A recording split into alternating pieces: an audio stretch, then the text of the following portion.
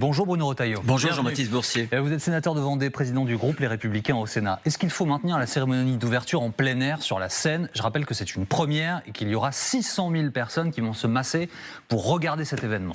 Pour l'instant, je pense que oui. Il faut prendre les dispositions pour que cette fête sportive soit possible. Maintenant, on a tous des interrogations pour savoir si la France est bien prête. Et il faut se préparer. Il y aura un signal, selon vous, qui ferait qu'il faudrait passer au plan B, comme dit Emmanuel Macron? Bien sûr, le signal, ce sera les services de renseignement français, parce que je dois dire que nous avons d'excellents services de renseignement.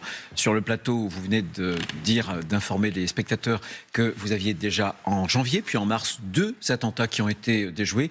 Donc c'est en réalité nos services de renseignement, mais aussi les services de renseignement étrangers, notamment américains et autres occidentaux, qui nous diront quel est l'ordre de la menace, la gravité. Les services américains qui avaient prévenu la Russie de l'imminence d'une attaque, Vladimir Poutine, hier soir, réaffirme que si ce sont des extrémistes islamistes qui ont attaqué la Russie, derrière eux, il y a l'Ukraine.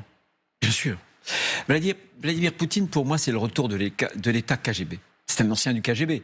C'est avec le retour de l'État KGB en Russie, c'est le retour du mensonge, c'est le retour de la délation, c'est le retour de l'assassinat politique, Alexeï Navalny.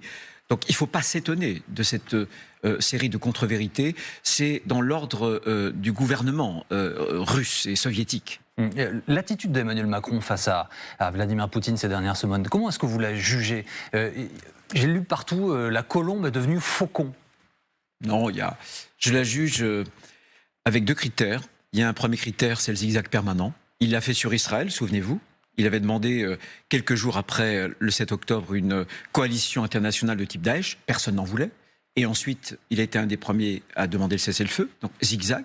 Et là encore, zigzag. 20 mois après avoir indiqué qu'il ne fallait pas humilier Vladimir Poutine, il nous dit non, il faudrait peut-être envisager d'envoyer des soldats. Donc, on n'a pas le droit de changer d'avis?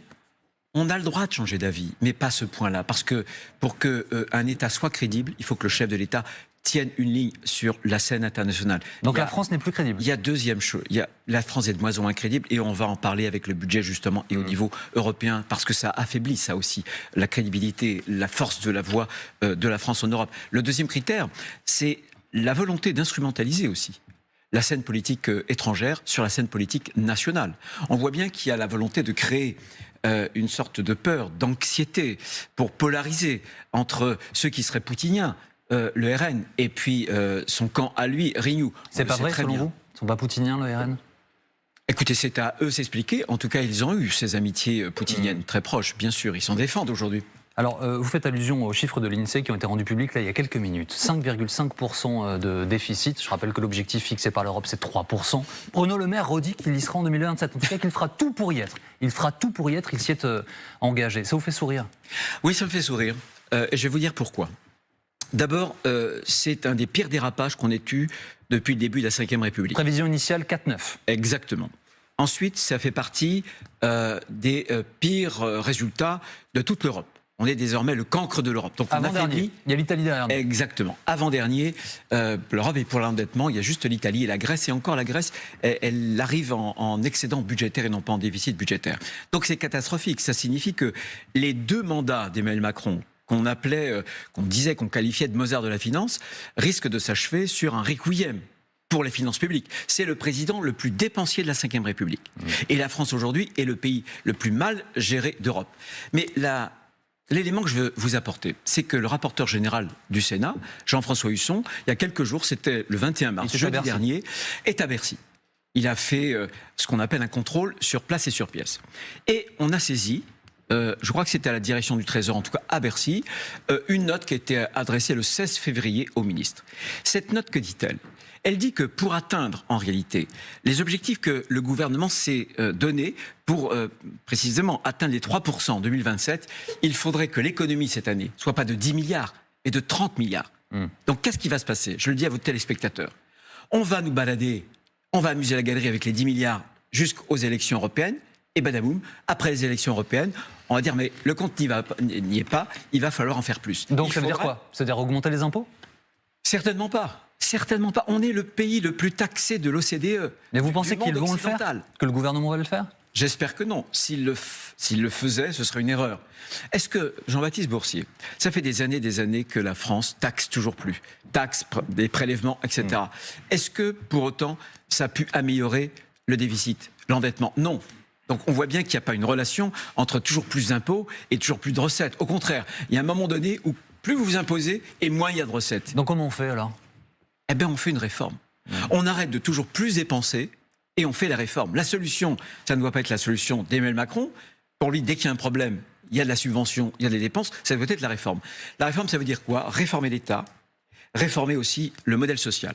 Réformer l'État, ça veut dire réformer son périmètre, son organisation. Quelques exemples. Mais c'est ce qu'il a demandé à ses ministres, c'est ce qu'il a demandé à son administration. Mais ils ne le font pas, ils ne le font pas. Je vais donner quelques exemples. On a 1200 agences, dont dans ces agences-là, 438, ce qu'on appelle des opérateurs de l'État. Ils ont obtenu une subvention en augmentation de 5 milliards, 81 milliards, plus de 400 000 postes. Ils ne servent à rien? Mais beaucoup servent à rien. Certains servent, mais il faut leur donner des objectifs. On leur donne même pas des objectifs. Autre proposition que je fais, sur les fonctionnaires, beaucoup sont au statut essentiellement. Oui. Et il faut qu'ils soient contractuels. Quand on a besoin pendant une période, on ne peut pas pérenniser. Est-ce que c'est pas la richesse d'un État comme le nôtre d'avoir un État, un service public puissant? Bien sûr, sur le régalien. Mais aujourd'hui, le problème, c'est que, regardez la sécurité, regardez l'école, regardez la santé, qu'on fasse du statut, c'est-à-dire sur ces personnes-là, oui, mais pas. Vous savez que même d'ailleurs les soldats aujourd'hui, la plupart sont contractuels. Donc on réforme l'État, on baisse ses effectifs, plus d'administration administrative et surtout réforme du modèle social. On crée une allocation unique, capée à 75% du SMIC, pour être bien sûr qu'en France, il y a une vraie différence entre le revenu qu'on tire de l'assistance et le revenu qu'on tire du travail. Monsieur Retailleau, est-ce que les LR ne sont pas de plus en plus coincés entre la majorité présidentielle et le Rassemblement national, voire Reconquête en ce qui concerne les élections européennes? Est-ce que vous n'entraînez pas le doute? Monsieur Bellamy, hier, a reprécisé qu'il n'avait jamais choisi entre Emmanuel Macron et Marine Le Pen. Il parle de la dernière élection présidentielle. Je peux vous dire que je suis fier d'avoir voté blanc, moi. En 2017 et 2020. C'est-à-dire que les deux se valent pour vous. Fier. Donc pour vous, le Rassemblement national est dans l'arc républicain et vaut la même chose. Non, mais j'ai toujours considéré qu'Emmanuel emmènerait la France dans le mur. Eh bien, on y est. On est dans le mur. Voilà. Et je pense que nous... Il n'y a pas un danger à mettre un signe égal entre Emmanuel Macron et Marine Le Pen? Écoutez, non. Parce qu'aujourd'hui, Emmanuel Macron abîme la France. On vient de parler des finances publiques. Je pourrais aussi vous parler de la scène internationale. On en a parlé de façon très incidente. On pourrait parler des questions migratoires, de sécurité. Tout se dégrade. Alors, simplement, vous me posez une question. Où est votre place entre Emmanuel Macron, finalement, et aux Européennes, M. Bardella? Notre place, simplement, c'est que M. Bardella veut toujours moins d'Europe. Il a applaudi au Brexit. Il y a quelques années, il voulait même le Frexit. Ils ont changé, parce que dès que le vent change, c'est la girouette. Il change. Et puis Emmanuel Macron... il veut une Europe qu'aucun peuple européen ne veut. Une Europe fédérale, qui remplace les États. Eh bien, nous, on est pour une Europe qui soit réaliste. Une Europe qui défende vraiment les intérêts de la France. Sauf que, M. Retailleau, quand on regarde les sondages et le dernier IFOP fiducial pour LCI, hier matin, il y a 50% des Français qui veulent d'une des deux Europes que vous décriez là. Ils ne sont que 7% à vouloir de votre Europe. Vous êtes quasiment au même niveau que Reconquête. Non, je pense que vous avez raison. On a une marge de progression. C'est pas 20% qu'on vise. Je pense que notre objectif à nous doit être 10 ou 12%. Mais très franchement, je le vois bien d'ailleurs avec le déficit. Et moi j'en appelle aux électeurs, par exemple, d'Emmanuel Macron, qui ont cru qu'Emmanuel Macron serait un président sérieux, en tout cas économe des deniers publics. Ah ben c'est faux. Il a dépensé comme aucun autre sous la Ve République. Il dépense comme aucun autre sur la scène politique européenne. Donc il faut se réveiller. Et je pense que nous avons des solutions. D'ailleurs, le Sénat, vous savez, sur les comptes 2024, on a proposé plus de 7 milliards d'économies. Et le gouvernement les a balayés d'un revers de main. Ça n'est pas sérieux. Un dernier mot, M. Retailleau. M. Grouard, qui est maire d'Orléans, qui est membre des Républicains, dénonce l'arrivée en car de sans-abri en provenance de Paris, avec l'objectif, dit-il, de vider la capitale de ces sans-abri qu'il ne faudrait pas voir au cours des Jeux Olympiques. Vous avez eu le temps d'échanger avec lui, vous l'avez eu? Non, Serge est un ami, je le connais très bien, et croyez-moi, je le connais. S'il le dit, c'est que c'est vrai. Et d'ailleurs, beaucoup d'autres maires nous ont dit la même chose. On est en train, effectivement, d'organiser une sorte de transfert d'un certain nombre de populations indésirables pour les Jeux Olympiques. Mais au-delà de cela, qu'est-ce que ça signifie? Ça veut dire qu'en 2023, la France a encore explosé les records migratoires. Voilà. Et malheureusement, ça va continuer parce que le texte qui a été voté, contre nous d'ailleurs, puisque censuré par le Conseil constitutionnel, c'est ce que voulait M. Macron, est un énième texte qui ne permettra pas à la France de reprendre le contrôle des flux migratoires. On est très en retard, mais vous pensez que vous aurez vos voix, puisque vous avez lancé un référendum d'initiative en tout cas, partagée. je peux pas. Il faut 4,8 millions de signatures. C'est beaucoup, mais je pense que s'il y a vraiment un sujet, ce sera celui-là, parce que les Français en ont marre. Les Français de droite et les Français de gauche. Et vous savez, on parlait du terrorisme, on parlait de l'insécurité. Il y a un lien entre l'immigration anarchique et aussi l'insécurité et même le terrorisme. Merci beaucoup Bruno Retailleau d'avoir été avec nous ce matin sur LCI.